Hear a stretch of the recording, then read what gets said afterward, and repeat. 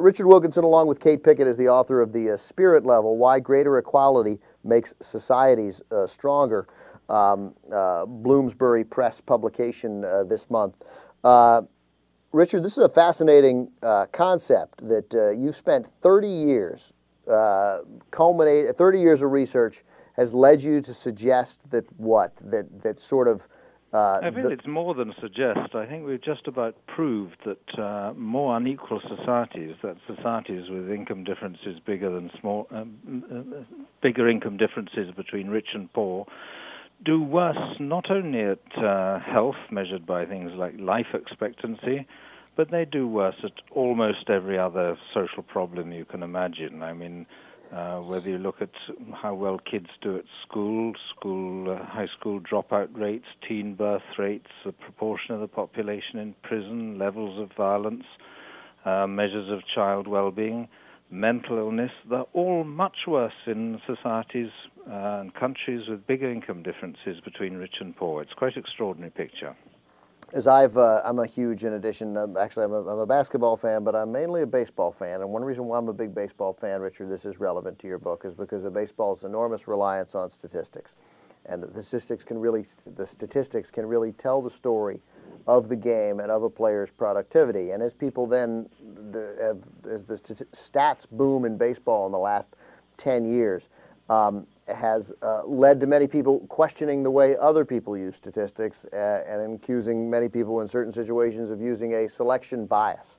And is there some possibility, and I want you to start giving me some concrete examples of, isn't it entirely possible that while these differences exist, and it may well be that the countries that are happier and do better in these lower homicide rates, obesity rates, that teach their children better, that the income is closer, but there could be a ton of other reasons why that happens. Have you eliminated other factors that could conceivably have contributed to this? We've checked it out quite carefully. I mean, we first looked amongst the rich developed market democracies. You know, countries, the more unequal ones are USA, Britain, Portugal, Australia, countries like that.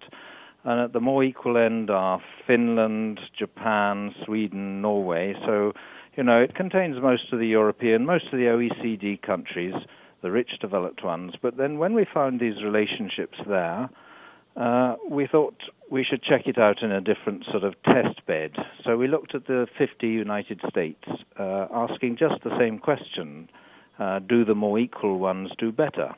And we find almost exactly the same picture. What states? What are our states that do the worst, and what are our states that do the best? If what you're looking at is sort of the lack of income disparity. Well, the more unequal states are Mississippi, Louisiana, California, Alabama, Connecticut, New York, places like that. The more equal ones: Vermont, New Hampshire, Iowa, Utah, Wisconsin, Alaska, Minnesota. Those sorts of states. And you're confident that the key element here, the trigger here, is the income disparity?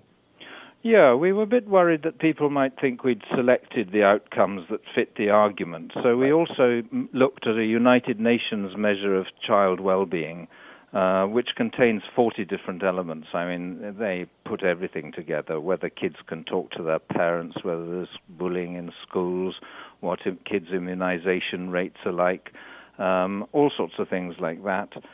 And exactly the same pattern there. Kids do much worse in more unequal countries.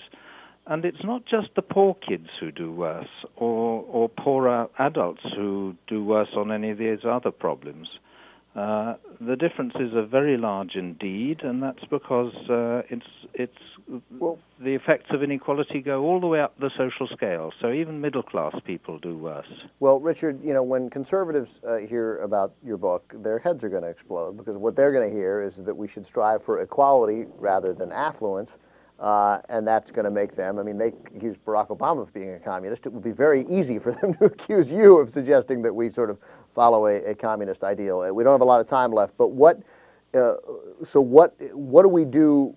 What can the states that have it wrong, the U.S. states and then the nation states that have it wrong, do to fix it? And your answer in less than a minute.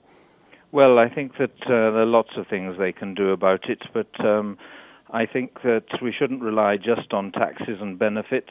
Some countries and some states get greater equality by having smaller income differences before taxes and benefits. And I think you do that by reining in this bonus culture, which I think reflects a complete lack of any constraints on the business leaders at the top. We know they've done great damage to the economy, and we need any form of workplace or economic democracy. I mean, employee representatives, mutuals, friendly societies, anything like that, which will put some constraints on CEOs and directors and so on, and make them more sensitive to their workforces and so on. Well, that sounds like something that we are not prepared to do in the United States of America. Well, you have great many companies of that kind that work extremely well. You have tens of thousands of them. Well, the book is The Spirit Level, Why Greater Equality Makes Society Stronger. For example, The Guardian in England has called it perhaps the most important book of the year. We've given it a short shift here in a phrase. Another one called it one of the most important books of the decade. One of the important books of the decade, and we're at the end of the decade. So that is, it's impressive. Again, The Spirit Level by Richard Wilkinson and Kate Pickett. Very interesting stuff, and stuff that we will talk about further here on the Young Turks. Richard, thanks for joining us. Thank you very much. Thanks there to Richard Wilkinson, and also thanks to the good people over at convoyofhope.org. We'll put it up on the website again, convoyofhope.org, a great organization to help doing yeoman's work there in Haiti. Jen will be back on Tuesday. Michael's here with RJ Eskow on Monday. Have a great weekend, everybody. Me and Anna next for an hour.